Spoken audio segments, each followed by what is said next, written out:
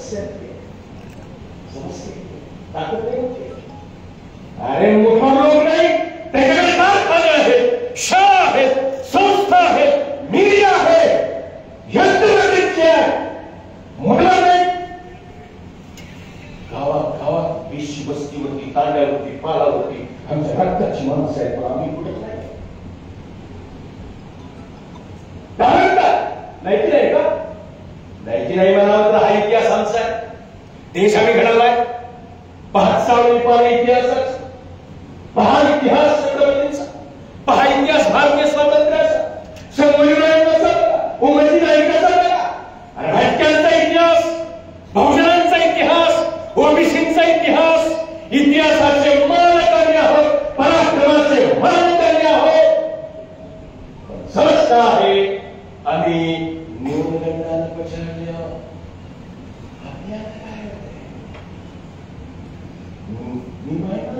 No, ओबीसींना एक साधणारी विनंती आहे.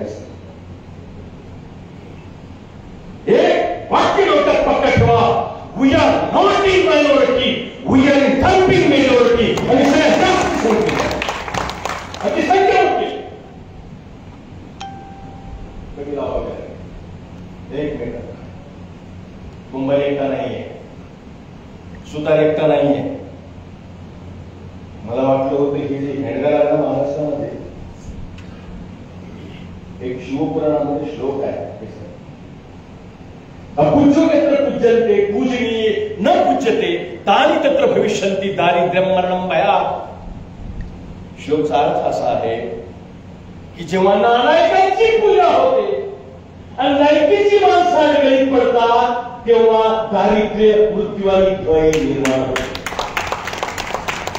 महाराष्ट्राच्या सामाजिक, सांस्कृतिक, राजनैतिक, आर्थिक इतिहासामध्ये लायकीच्या माणसाला आडवे टाकून नालायक माणसं जेव्हा लाखोंच्या आंदोलनाचं नेतृत्व करतात, तेव्हा दारिद्र्य, मृत्यू आणि भय निर्माण होते. महाराष्ट्रामध्ये हे जे निर्माण झालेलं आहे, त्या अंधाराच्या विरोधात कोणीतरी उतरत वाटलं होतं, पण शेवटी हाके सर तुम्ही उतरलात. ताकदीनं आहात, तुमचं मनापासून सोपं नाहीये. लष्कराच्या भाग्या वाजणं सोपं नाहीये. लोकांची दूषणं, तिरस्कार, आरोप या सगळ्या काच खायद्यातून वाट काढत काढत बहुजनाची निर्णय तयार होते. सगळ्या आपला माणूस ठेवणे आमदार होत नाही, आपला माणूस ठेवणे खासदार होत नाही. कमीत कमी एक विचार केला पाहिजे, 20 वर्ष 25 वर्षाचा स्पॅन लागतो. म्हणजे ओबीसीची, मायनॉरिटीची एक लीडरशिप थांबायचं म्हटलं तर 20 वर्षाची मेहनत लागते कमीत कमी. का? कारण आमच्याकडे शाळा नाहीत ना, शाळा नाहीये, आमच्याकडे बँका नाहीयेत ना, आमच्याकडे कारखाने नाहीयेत, म्हणून मेहनत करावी लागते. पण बांधवांनो, ज्या क्षणाला ओबीसी नावाचा सुस्तावलेला असलेला महाराष्ट्रात, ज्या क्षणाला या असगराला हा असगर त्याची सुस्ती सोडून टाकील, त्या दिवशी हे ओबीसी नावाचा असगर पवार पाटलाला त्याच्या पुढच्या सगळ्याशिवाय राहणार नाही. लक्षात घ्या, प्रस्थापिताचा कर्णच काळ बहुजन आहे. आणि बरोबर पेटला आहे. एक छोटी गोष्ट का म्हणतात सांगतो, थांबतो.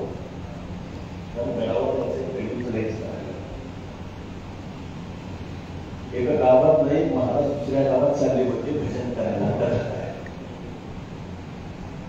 जात असताना वाटेमध्ये, त्या वाटेमधल्या काही लोकांनी म्हटलं की या वाटेवर जाऊ नका. त्या महाराजांनी म्हटलं नेमकं काय भानगड आहे, का जाऊ नको? लोकांनी म्हटलं या वाटेवर एक भयंकर साप आहे, तो चावतो, तो चावतो. असं म्हटल्यावर महाराजांनी म्हटलं, अरे बाबा मी काही कोणाचं वाटोळं केलं नाही, मला कशाला चावलं? नाही म्हणजे चावतो तो. तरी गेल्यानंतर फक्त सुनसान रस्ता आहे, कोणीच फिरकत नाही, निरव शांतता. तेवढ्यात तो भुजंग समोर आला, साप तणाव करला. मला का तुम्ही काय केले? सरपंच म्हणलं माणसाच्या अवलादीच बैल मानायचं खतरनाक पैसे तुला चावलंच पाहिजे. कारण बैलमान फक्त माणूस नाही साहेब. कोंबड गाडं बैलमान नाही, शिडी बैलमान नाही, मेढकं बैलमान नाही. बैलमान फक्त माणसाची अवलाद आहे. तर मग तुला चावलं पाहिजे. माझं म्हणलं तसं करू नको. आम्ही बाबा आहे, शी बाबा आहे, मी आपला चांगला माणूस आहे आणि मी काय थोडस वाईट केले. तू पण करू नको. जीवनाचा उद्धार करून घे, चांगल्या मार्गाने राहा. सरपणाला प्रभाव पडला महाराजांचा. सरपण ऐकलं महाराजांनी. सरपणाला दीक्षा करून दिली, मंत्र दिला. तू निवांत राहा, चालू नको, दिवसात करू नको. ठीक आहे. 5-7 दिवसाचा कार्यक्रम झाला. 17 जण महाराज त्याच वाटायला येत होते. बघितलं रस्त्यावरती रेलचेल चालू होती. प्रचंड मोठ्या संख्येनं लोक येत होते. बायका पुरी धुणं धुवायला ओढ्या नद्या नाल्यावर जात होत्या. वाहनांची येणं चालू होती. महाराजाला वाटलं अरे वा, सरपाला माझं ऐकलं, त्याला धन्यवाद दिला पाहिजे. तो सरपाला शोधायला लागले. महाराज कुठं आहे? शेषनाग कुठं? शोध साप काय मिळत नव्हता. बघितलं एका खडकावरती तो साप मर्धंत अवस्थेमध्ये पडला होता. रक्तबंबाळ झाला होता. आणि त्याच रस्त्यावरल्या त्याच गावातली शेमडी पोरं, त्यांची लायकी नाही असली पोरं, नालायक माणसं गावातली काटकानं खोचत होती सापाला. जेवढ्या की पोरगा शेकू धरून करत पिढीला साप आला. त्या आम्हाला तिथे ती वाढून ओढून पडलं. साप बदलण्या खाली. महाराजाने सरळ सरळ सरळ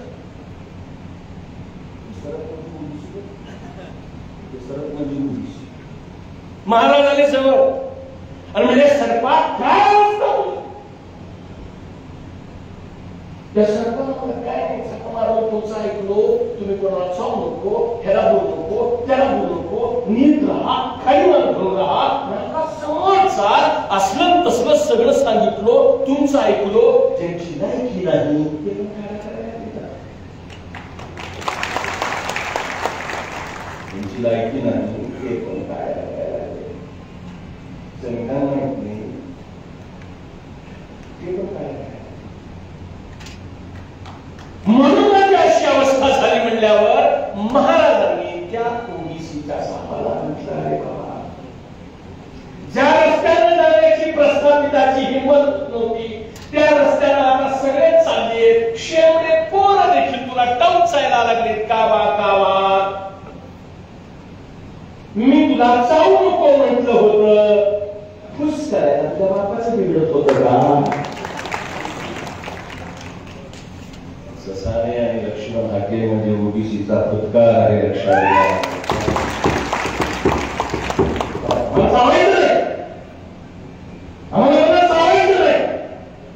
कोणाच्या ताकद काही पडत असेल तर त्याला विरोध कसा करू शकतो? म्हणजे नाही करू शकत. समस्या एकच आहे. तुमची दुरडी भरली असताना, तुमचं ताकदही भरलं असताना, तुम्ही जर ताकदची चक्कर ताकद हिरावून घेत असाल तर त्याला विरोध केल्याशिवाय राहणार नाही. न्याय होणार नाही. आम्हाला दिलंय, बाबासाहेबांना आम्हाला दिलंय. बांधवांना फार काही बोलणार नाही. मुळात हात प्रत्येकाचा आहे. जरी या वर्तमानाला कळेल आमची भाषा, पण विजा घेऊन येणाऱ्या पिढ्यांशी बोलतो आम्ही. आज जरी आमची भाषा कळत नसली तरी येणारा काळ ओबीसीचा काळ आहे. गावागावातल्या ओबीसीचं राजकीय प्रबोधन झालं पाहिजे. आम्ही दिंडीत आहोत, सत्यात आहोत, वारीत आहोत, उपवासात आहोत, तीर्थात आहोत, कुंभमेळ्यात आहोत, सगळीकडे आहोत. आम्ही विधिमंडळात नाही. आमचं राजकीय प्रबोधन नाही. तोंडाला रगत लागलं नाही. लागलं असं तर इकडलं तिकडलं मठावाराचं लागलं असं रगत. पण सत्तेच त्या खुर्चीवर बसल्यानंतरची उभी खुर्चीची पावर मला मोठं टेबल राहते करत असतो. ही ओबीसीच्या लोकांना माहित नाही. पावर ती यादवांनी यूपीमध्ये दाखवून दिली. पावर मला वाटतंय महाराष्ट्राच्या राजकारणात आपल्याला राष्ट्रीय प्रबोधनाची आवश्यकता आहे. आपण सगळे कुठल्याही जातीचे आपले आपल्या वेदना एक आहेत. वेदनावरती समाधान येत आहे ते म्हणजे राजकीय सत्ता, त्या सत्तेच्या दिशेने घेऊन जाण्याची ताकद जी तुम्ही आपल्या सगळ्याला द्यावं अशा प्रकारची भावना व्यक्त करतो. महाराष्ट्रातल्या तमाम लिंगायतांच्या वतीनं, कारण ओबीसीचं पहिलं सोशल इंजिनिअरिंग महात्मा बसवण्यांनी केलं होतं.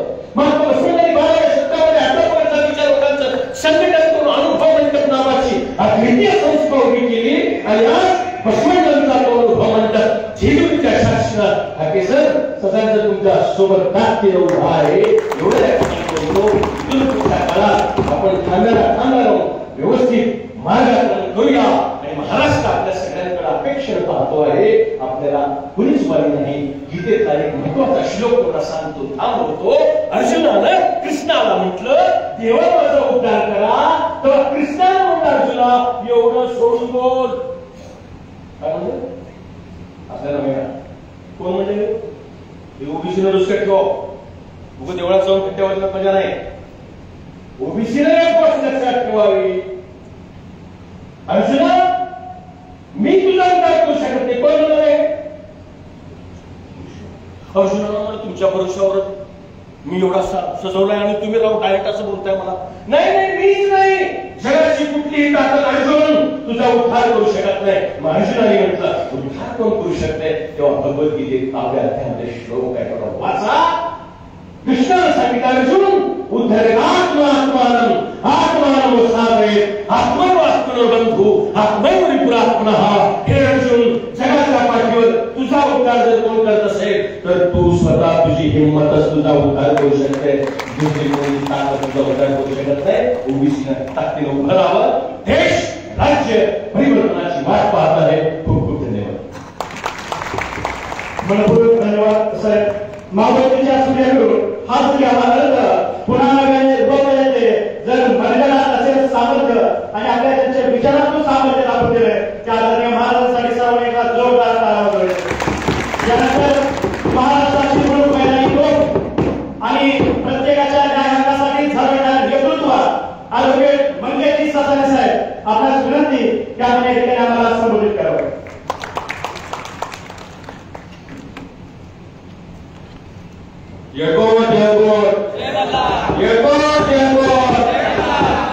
जय ओबीसी जय भीम. आज या जेजुरीच्या मल्हारगडाच्या पायथ्याशी आज हा दसरा मेळावा आयोजित केलेला आहे. सर्वप्रथम मी जे आयोजक आहेत नवनाथ पडळकर आणि सर्व सहकारी यांचे खूप खूप आभार मानतो. काल परवा आपण दसरा मेळावे पाहिले. राजकीय उड्डे काढण्यापलीकडं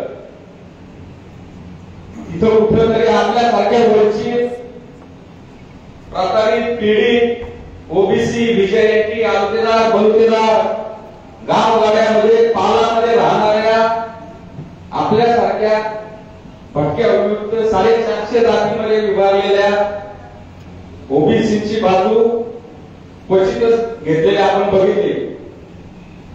महाराज आमचे शिवानंद ऐकतपुरे, आमचे सहकारी लक्ष्मणजी हाके साहेब आणि सर्व जेजुरीचे ग्रामस्थ, आपण सर्व आलेले ओबीसीच्या प्रेमापोटी, ओबीसीच्या प्रत्येक राजसमूहातले प्रतिनिधी, इथं वैद्य समाजाचे बांधव आले, इथं कैकाडी समाजाचे बांधव आले.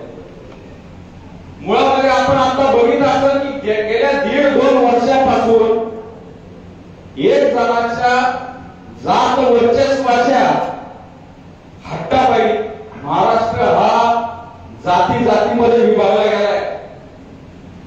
कोण कोणाच्या तोंडाकडे बघत नाही, संशयाने बघतात.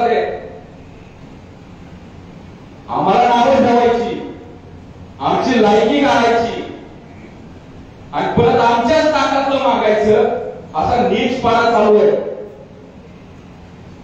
दसरा मेळावा, खऱ्या अर्थानं दसरा मेळाव्याचं काय असतं तर दसरा मेळाव्याला रावणाचं दहन करतात. ते प्रतीक आहे असत्यावर सत्याचा विजय, अन्यायावर न्यायाचा विजय. गेल्या 2-3 वर्षात त्या मराठवाड्यामध्ये असाच एक रावण निर्माण झालेला आहे. 10 कोंडे रावण. चेहरा है के पंची 10 कोण आहे, त्याच्यात एक कोण शिरसागरचं आहे, एक कोण पंडितचं आहे, एक कोण टोपेचं आहे, एक कोण त्या धसांचं आहे. अशा सगळ्या तोंडांची भाषा हा रावण बोलतोय. तो बजरंग, रोहित पवार, ही सगळी तोंड आहे. फक्त त्यांची भाषा एकच तोंड बोलतोय. आणि ते काय मागणी करतोय? रावणाने सीतेचं हरण केलं होतं महाराज. हा रावण कशाचा हरण करतोय? तर आम्हाला जे डॉक्टर बाबासाहेब आंबेडकरांनी संविधानिक अधिकार दिले, समानतेचे अधिकार दिले, सामाजिक न्यायाचं आरक्षण दिले, ते आरक्षण, ते हक्क अधिकार याचा हरण करायचं जे कारस्थान हा रावण गेल्या 1.5 वर्षापासून करतोय. कारण की या रावणाला जी शक्ती आहे, त्या रावणाला शक्ती त्याच्या समाजातल्या 170 आमदारांमध्ये त्याला ती वाटते मला शक्ती आहे. त्या रावणाच्या मांडीला मांडी लावणारे ज्या आमदार खासदार आहेत ना, त्यामुळं त्या रावणाची एवढी हिंमत होती. त्यामुळं या लढाईमध्ये आता आपल्याला राम व्हावं लागेल, कुणाला दुश्मन व्हावं लागेल, कुणाला हनुमान व्हावं लागेल. आणि हा 10 कोटी रावण जो आपलं हक्क अधिकार, संविधानिक अधिकार, आपला निधी, आपला मान सन्मान गाळायला निघालाय, त्याला गाळावं लागेल. काय चाललंय? तुम्ही आमचं खाल्लं, तुम्ही आमचं खाल्लं, तुम्ही आमचं खाल्लं. अरे तुम्ही आम्हाला खाऊन देणार नव्हता म्हणून ते आमच्या बापाने डॉक्टर बाबासाहेब आंबेडकरांनी आम्हाला वेगळं दाब दिलं होतं आरक्षणाचं. तुमच्याकडे सगळं ना, आज गावात ग्रामपंचायत, पंचायत समिती, जिल्हा परिषद, नगरपालिका, महानगरपालिका कुणाच्या, दूध डेऱ्या कुणाच्या, सूत गिरण्या कुणाच्या, सहकारी बँका कुणाच्या. आता प्रस्तावित करताना आमच्या एका बंधूंनी सांगितलं की पहिल्यांदा हे जे देवस्थान आहे, या देवस्थानामध्ये आम्हाला प्रतिनिधित्व होतं. ही जी सगळी देवस्थानं, आपण वीरचं देवस्थानचं एक प्रकरण झालं, ही सगळी देवस्थानं ही बहुजनांची आहेत. आमची प्रतिज्ञा आहे ती आता ह्या महाराष्ट्रातल्या सगळ्या देवस्थानाच्या विश्वस्त होण्या काढाव्या महाराज. अहो तुम्हाला आमचं जमिनी पुरल्या नाही.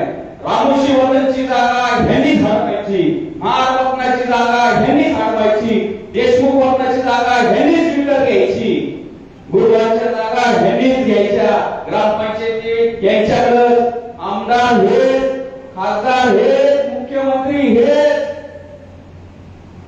आमची देवस्थान पण तुम्हाला पुरवणार आणि म्हणायचं की आमच्या गरीबाच्या लेकराला न्याय मिळाला पाहिजे. आणि आमची लेकरं काय करायची? टाकायची कोणीतरी विहीर, काय कुठे समुद्रात आम्हाला पाठवला. अहो आरक्षणाचं काय करतोय आता बऱ्याच जणांना आपल्याला माहित नसते. आपले एवढे वरिष्ठ इथे त्यांनी कधी बघितलं नसेल, ते टीव्हीवर बघत असतील बाबा, त्याला हा कुणाला शिवाय देतोय, काय ते आपले सर सारखे भुये लावतात, काय त्या फुलफळ सारखे टीव्ही दिसतात. अहो आपल्याला स्वातंत्र्य मिळाल्यानंतर या वर्ण व्यवस्थेमध्ये हजारो वर्षापूर्वी आमची लायकी तुम्ही आम्हाला दाखवली होती, ती कुठेतरी आम्हाला समान संधी मिळाव्या, आमची पोरं कुठेतरी शिकावी, कुठेतरी चांगल्या नोकऱ्या लागाव्या. कारण की 200-300 वर्षापासून आम्ही तुमच्या खांद्याला खांदा लावून या स्वराज्याच्या लढाईमध्ये हेच मावळे राहिले सगळे. पण त्या स्वातंत्र्यानंतर जी सत्ता भोगली, जो सहकार भोगला, तो कुणी बरं? तुम्हाला तुमचं वर्चस्व कायम ठेवायचंय, तुम्हालाच तुमच्याकडे सगळं पाहिजे. मग आता कुठेतरी ओबीसीचा एखादा मंत्री दिसायला लागला, त्या तालुक्यामध्ये एखादा पुढारी दिसायला लागला, तो कुठेतरी शेड्यूल ठोकायला लागला. आमच्या गोपीचंद पडळकरांसारखा एखादा तिथे येऊन शेड्यूल ठोकतोय, आव्हान देतोय आणि ते यांना नकोय. त्यामुळं या जरांगेला या सगळ्या प्रस्थापितांनी रसद पुरवली. या प्रस्थापितांनी त्याला एक चेहरा केलाय का, तर आता आके दिसायला लागलेत, आता पडळकर दिसायला लागलेत, आता ससाने काहीतरी बोलतोय, आता मुंडे ओबीसीची भाषा बोलायला लागले. का? आम्ही कधी तुम्हाला विरोध केला होता? आम्ही म्हणलं तुम्हाला की तुम्ही आमदार आहेत, आम्ही तुम्हाला नाही म्हणत येणार, आमचा माणूस पाहिजे. मुळामध्ये महाराज तुम्ही न्यूनगंड म्हणाला, खरंच आहे न्यूनगंड आहे. आपल्याला आमदाराच्या जवळचा राईट हँड हे बनायचं आपल्याला खूप मोठं असतं. कारखान्याचा चेअरमन आपल्याला बनायचं नसतं, त्या कारखान्याच्या बॉडीचा एखादा सभासद आपण म्हणलं त्याच्यामध्ये आपण समाधान मानतो. हे पहिल्यांदा आपण थांबवलं पाहिजे. मला आमदार व्हायचे, मला खासदार व्हायचे, कारखान्याचा चेअरमन आमचा, आमचे एवढे सभासद आहेत. सत्ता आपण सत्तेवर दावा झाला पाहिजे. सत्ते वाटून सकल कळा झाल्या कळा, आपण ते करायला जात नाही. आपण भीक मागतोय, अरे आमचं वाचवा, आमच्या ताटात येऊ नका, अरे आमचं हे करा. आणि मग तिथं कुठं तरी आम्ही बोलायला लागलो, आम्ही कायद्याची भाषा करायला लागलो, तर आम्हाला घाणघाण शिव्या देणार, आमच्या गाड्यांवर हल्ले करणार, गाड्या लावणार. तो बिचारा धनगराचा आमचा सहकारी तो पवनकरवर त्याचे 2 हात, त्याचा पाय मोडला का? तो काय बोलत होता? तुम्हाला जातीवर शिव्या दिल्या होत्या. तो एकच म्हणत होता किंवा आमच्या ताटामध्ये येऊ नका. इथं आता नवीन काय चालू केलंय की धनगरांना वेगळं आरक्षण आहे, एनटीचं, वंजाऱ्याचा वेगळं आरक्षण आहे, बंजाराचा वेगळं आरक्षण आहे. इथं कुठं तरी ती मोड दिसायला लागली आपली बहुजनांची, तर मग ती फोडायचं काहीतरी सांगायचं. मग आखे तुम्ही एसटी आरक्षणासाठी लढा ना, कशाला ओबीसी करताय? अरे बाबांनो, त्या केंद्रामध्ये कॅटेगरायझेशन आहे का? वर्गवारी आहे? आम्हाला येणं समजतं तुम्ही का? तुमच्या पायाखालची माती सरली. मग कुठं तरी मला त्या विषयात जायचं नाही, ते पण हक्काधिकार आहेत, लढाई मोठी आहे ती, त्याला सर्व मिळून लढू. पण आता आपली ही झोपडी ही गमायला लागलेली आहे. ही झोपडी बुलडोझरने पाडायचं आहे, याचं सगळं चालू आहे. मग आपण कोणत्या लढाईला प्राधान्य दिलं पाहिजे हे मी प्रामाणिकपणे सांगतोय. आता 2 सप्टेंबरचा जी आर आला, आपल्या बऱ्याच जणांना माहिती असेल नसेल, तो काय जी आर, तो कायद्याचं ज्ञान सांगतो. काय जी आर आहे तो? तुम्हाला आम्हाला ग्रामपंचायतीला उभं राहायचंय, तुम्हाला आम्हाला आपलं सगळं पोरगा आहे त्याला ऍडमिशन घ्यायचंय. आपल्याला प्रत्येक ठिकाणी आपल्या जातीचा दाखला लागतो. आपल्याला आरक्षण कशाने मिळतं? आडनावावर नाही मिळतो, आपल्या जातीचा दाखला पहिला तिथं सादर करायला लागतो. मग तो जातीचा दाखला कसा काढायचा? तर त्याच्यासाठी एक कायदा आहे. तो कोणता कायदा? एससी, एसटी, ओबीसी, व्हीजेएनटी याच्या जातीचा दाखला आणि पडताळणीचा अधिनियम 2000 हा कायदा आहे. या कायद्यामध्ये नंतर 2012 साली काय व्हायला लागलं? कुणी कुठलं सर्टिफिकेट पैसे देऊन घ्यायला लागलं. मग ह्या कायद्याच्या आधारावर एक नियमावली बनवली 2012 साली आणि त्याच्यामध्ये सांगितलं, त्याला सुप्रीम कोर्टाने डायरेक्शन दिले होते की जातीचे दाखले देण्यासाठी कडक नियमावली पाहिजे, नाहीतर हे जात चोर आहेत ना, आता जात चोरमध्ये लय झाले.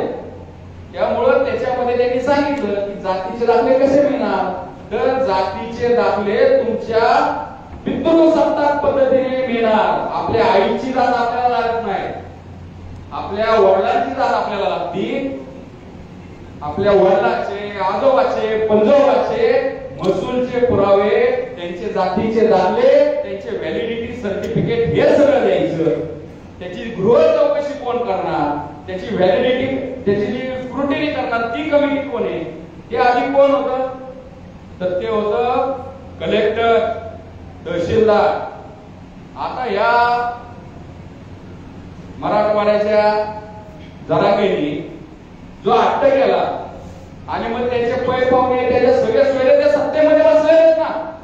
26 जानेवारी सार्वजनिक सुट्टीला रात्री 2 वाजता मंत्रालय उघडं असतं, तिथनं एक जी आर निघाला सगळे सोयरे आणि गणगोत म्हणजे काय, ह्या जातीच्या दाखले द्यायच्या कायद्यामध्ये हे असे शब्द टाका की जेणेकरून मला माझ्या बापाचं, माझ्या आजोबाचं, माझ्या पल्लोबाचं आमच्याकडे पुरावे नाहीत आम्ही कुणबी असल्याचे, तर मग माझ्या सगळा स्वायला कुणबी आहे, माझ्या गणगोतातला हिमका फलाना कुणबी आहे, आणि त्यांनी द्यायचं प्रतिज्ञापत्र. आणि ह्यो झाला कुणबी, आला ओबीसी मध्ये आपल्या उरावण असायला. तर त्यावेळेस काय केलं होतं, त्यावेळेस हरकती मागवल्या आपण, 8 लाख हरकती दिल्या, ते थांबलं. आता परत बाबा निघाला मुंबईला. ही मुंबई कशी नागवली नाचवली, काय तिथं नाकावेळ मारल्या, ते सगळं बघितलेलं आपण. कोर्टाने त्याला सांगितलं याला हाकला नाही तर आम्ही काढू बाहेर. पण कुठं तरी कुणाची तरी खुर्ची वाचवायला या सरकारमधले जे प्रस्थापित नेते, त्या प्रस्थापित नेत्यांच्या प्रेशरमधनं, दबावामधनं नवीन एक आता खोळ काढलं. तो कायदा थांबला कारण की त्याला हरकती मागवल्या होत्या, पण इथं त्यांनी जे विषय ठरवला नाही, डायरेक्ट शासन निर्णय आणला. तो कशामध्ये आणला, तर जातीचे दाखले देण्याचा जो कायदा आहे, त्या कायद्यामध्ये त्यांनी असं आता नियोजन केलंय की जर मी 1967 पूर्वी या गावामध्ये आमचे आजे पंचे राहायला होते, पण त्याच्या माझ्याकडे पुरावे नाहीये, तर मी फक्त एक प्रतिज्ञापत्र द्यायचं. असं त्याच्या पुढे जाऊन संपादकांनी काय केलंय, माझ्याकडे आजा पंचाचे कुणबी असल्याच्या नोंदी नाहीये. मग त्यांनी ते 2 शब्द बदलले आणि त्याच्यात काय टाकलं, नाते संबंधातील माझ्या कुळातील एखाद्या माणसाकडे तो कुणब्याचा दाखला असला की तो फक्त प्रतिज्ञापत्र देणार. आतापर्यंत हा जो कायदा लागू आहे, तो कायदा कशा कुणाला लागू आहे, SC, schedule caste, schedule tribe, SBC अनुसूचित जाती म्हणजे कोण, आपले महार पातळ बांधव सगळे, एसटी आपले आदिवासी बांधव सगळे, ओबीसी, ओबीसी मध्ये 346 जाती आहेत आणि व्हीजेएनटी असं एकत्र मिळून 450 जाती आहेत. ह्या सगळ्या एकूण 550-600 जातींना या सरकारला तरी वाटलं नाही का आमचे धनगर सगळं हे कुठेतरी रानात बकरी चालतात, एका ठिकाणी पाल भात्यांचंही पावसाळ्यात इकडं हिवाळ्यात तिकडं, त्यांना रहिवाशाचे पुरावे नसतात.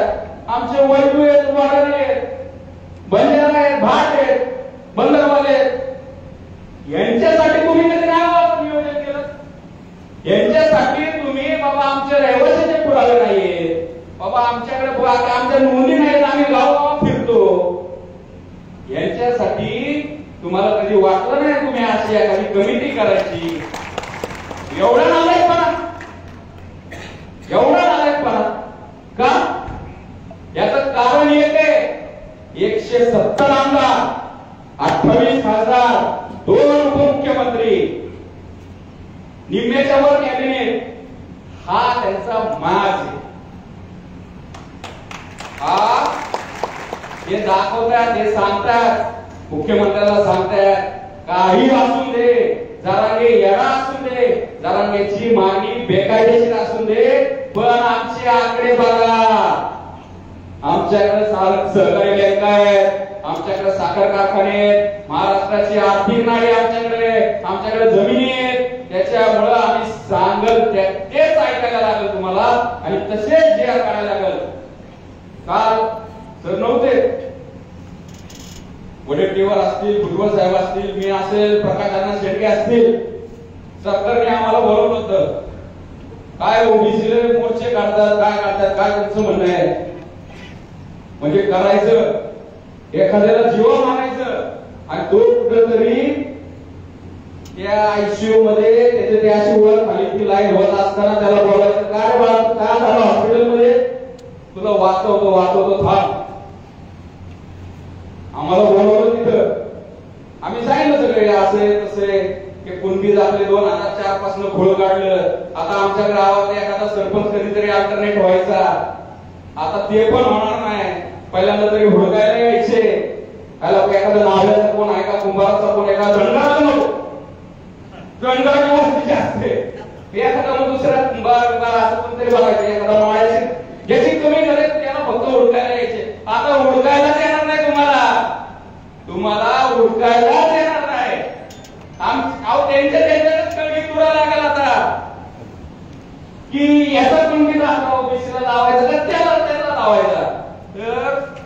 सगळं आता एक कारस्थान झालंय. आम्हाला समजून सांगत होते की यांनी काही होणार नाही आणि तुम्ही कोर्टामध्ये गेलेला आहे.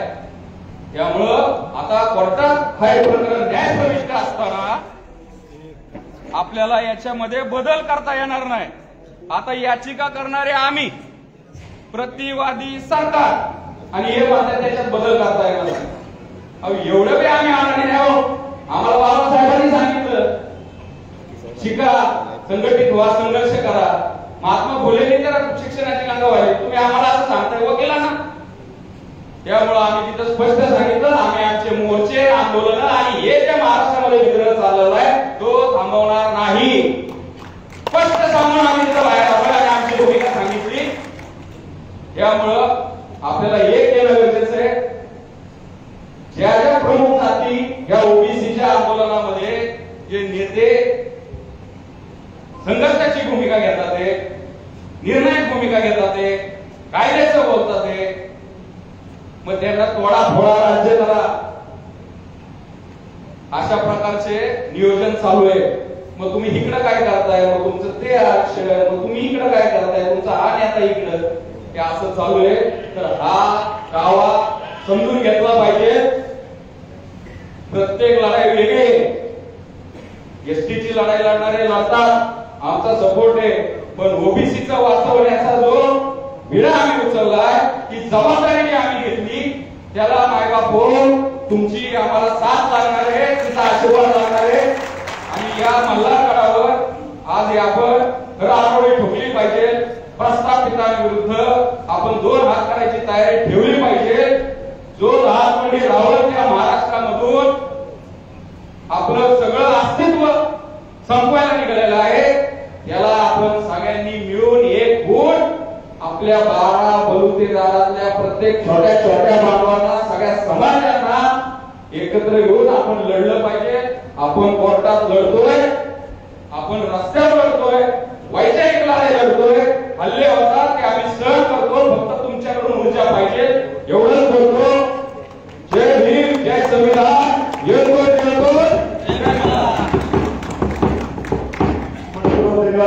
या कार्यक्रमाचे आयोजक नवनाथजी पलटकर साहेब, आपण सांगत आपण या दसरा मेळाव्याची भूमिका आणि काही ठराविक ठिकाणी मांडावे. तुमच्यासमोर पुन्हा येतोय. 2 मिनिटात मी 2-4 मिनिटात सांगणार आहे, कारण इथून घेऊन जाण्यासाठी 2-3 वक्त्यांनी अतिशय चांगला खुराक तुम्हाला दिलेला आहे. परंतु दसरा मेळावा संयोजन समितीच्या वतीनं जेजुरी नगरीतल्या नागरिकांच्या अपेक्षा आणि महाराष्ट्रातल्या अपेक्षा काय या संदर्भात मी 3-4 ठराव मांडणार आहे. सर, महाराष्ट्र आज आम्हाकडे सर्वांकडे एक वेगळ्या नजरेनं पाहतोय, अपेक्षेनं पाहतोय. हे सर्व होत असताना ज्या मल्हारगड दसरा मेळाव्याचं आयोजन गेली 10 वर्ष आम्ही करतो, या मल्हारगड दसरा मेळाव्याच्या माध्यमातून आणि जेजुरी नगरी देवस्थान समिती आणि संपूर्ण नागरिक परिसरातल्या ह्या सर्वांच्या अपेक्षा पाहता, त्यांच्याशी केलेले संवाद पाहता, इथे राजाभाऊ आहेत, सगळीच आमची मंडळी आहेत, चंदू अप्पायची प्रत्येकाचं कुणाचंच नाव घेऊ शकत नाही, सर्वांशी संवाद झालेला आहे. या संवादातून काही 4-5 ठराव मी मांडतोय. तर आपण आणि सर्व मान्यवर त्या संदर्भात अनुमोदन देतील अशी अपेक्षा आहे. पहिला ठराव मांडतो, अर्थात ही भूमी आहे श्री खेडेराय. ही भूमी आहे संपूर्ण परिसरामध्येच नव्हे तर महाराष्ट्राच्या कानाकोपऱ्यात मल्हार भक्तांची भूमी आहे. आणि म्हणून शासन बऱ्याच गोष्टी करत चाललंय. नाव देण्याचा मोठा संकल्प आपल्या सरकारने केलाय. खरं त्याची गरज आहे. कारण हैबतपुरे महाराज, आपली लढाई केवळ अस्तित्वाची नाही, आपली लढाई संस्कृतीची आहे. कारण संस्कृती जर तुम्ही आमची मान्य केली तर तुम्ही अस्तित्व मान्य कराल. आणि याच अनुषंगाने मल्हार नगरीमध्ये आज मी महत्वाचा ठराव मांडतोय. भविष्यात